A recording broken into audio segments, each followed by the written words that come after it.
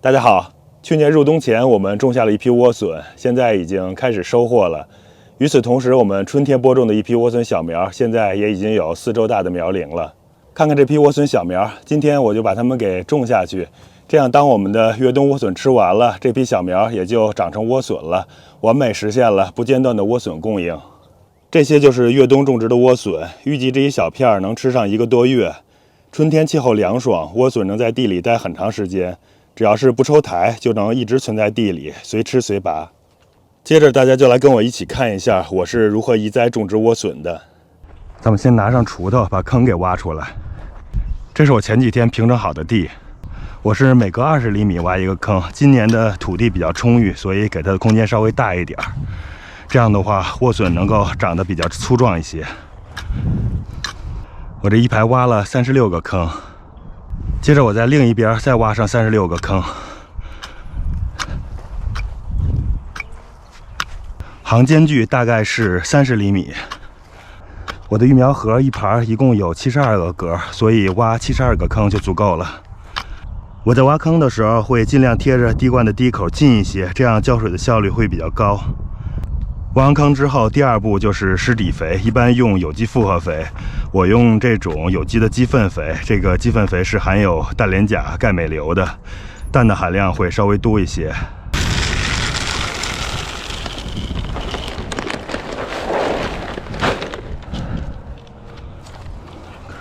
我们每个坑里边加上这么一小把就够了，就像这样把底肥快速的撒到每一个坑里边。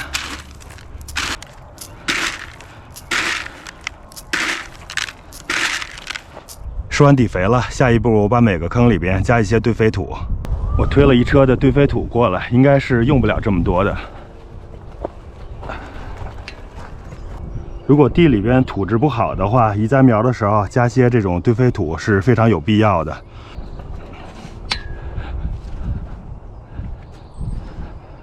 如果园子里的土质很好，堆肥土也能够起到锦上添花的作用，能让小苗长得更壮实。72个坑大概是用了不到半车的堆肥土，这种方式还是能够在控制种植成本的前提下实现比较好的种植效果的。接着我们就开始分苗了。一般的话，我们小苗在移栽前1天就不浇水了，这样的话分苗的时候会容易一些。我这样拿木板把底部给它轻轻的拍一拍，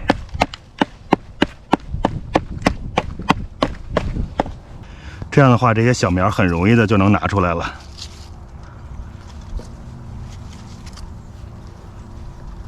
看看这些小苗的根系长得多发达。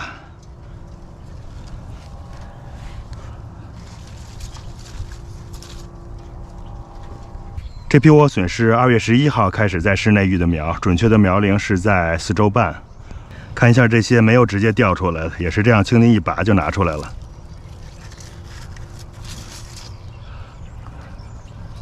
叶子太大了，要小心不要把叶子拽坏。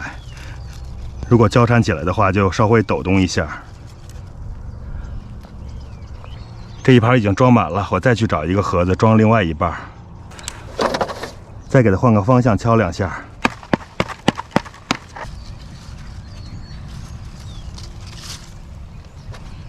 有些小苗如果还是不太容易取出来，就把下边稍微捏一捏，这样再往出拿就比较容易了。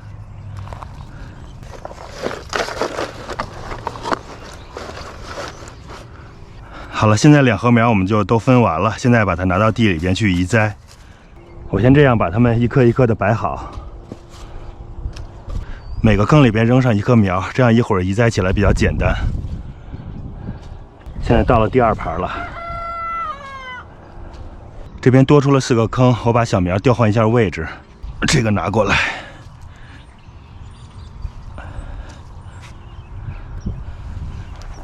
这样摆放整齐之后，我就开始移栽了。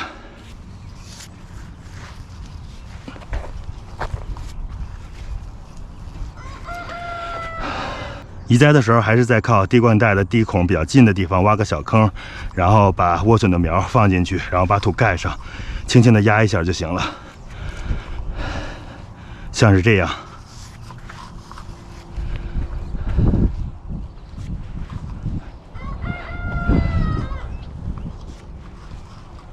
有人栽苗的时候就喜欢精雕细琢，想把苗栽得特别正、特别直，其实是完全没有必要的。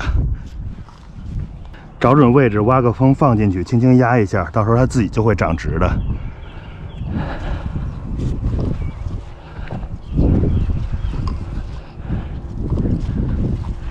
栽苗还是挺容易的，就是弯腰比较累。估计以后年龄大了就不能像现在这样干活了。家里边的土地属于山地，种了好多年了，还是有很多这样的石头。这些土地的土质，我也是每年往里边加堆肥土，还有各种腐殖质，改善了很多了已经。现在整体的土质其实还是可以的，碰到石头的话就给它捡出去。由山地变耕地，确实是花了不少的时间，也投入了不少的成本。所以有人可能会觉得自己种菜要比去超市买菜省钱，如果那样想的话，那可能就错了。自己种菜，特别是有机种植的话，成本会非常的高，比超市买菜要贵了不少。如果再考虑时间成本，还有各种各样的意外损失的话，那这个成本就更高了。自己种菜主要还是图一个安全、新鲜、有机，然后还能适当的锻炼筋骨，活动一下身体，愉悦一下精神，对身心健康还是有很大好处的。说着说着，我们这一盒苗就已经栽完了，接下来是最后一步，浇定植水。我们这次用花洒给它每棵均匀的浇上一些水。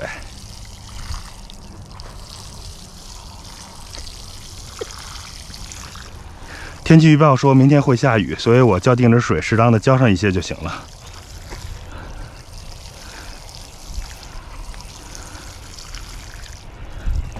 行了，水浇完了，这批菜苗就移栽好了。剩下的比较麻烦的浇水工作就交给滴灌和定植器了。如果没有滴灌也不下雨的话，就根据实际情况，每隔几天浇上一次水就行了。我这个地方春天的话，3到5天浇上一次；如果是滴灌的话，就每天滴上个10来分钟，这样大约不到2个月就可以收获了。因为土地肥沃，底肥充足，又有堆肥土的营养，所以一般情况下中途并不需要额外追肥，整个过程非常的简单方便。同时莴笋几乎没有病虫害，如果种植过密、空气潮湿，偶尔可能会有蚜虫，就用我以前介绍过的苦楝油和肥皂水的方子处理就好了。莴笋膨大后，可以把底部的老叶子扒掉，保持通风透气，防止产生腐烂，促进健康生长。后面再遇到冷空气，比如说倒春寒的时候，气温接近或者是低于0度，这个时候还是需要给莴笋适当保护一下，以防被冻伤。保护方法就用我以前介绍的钢丝支撑加上无纺布，比较的简单方便。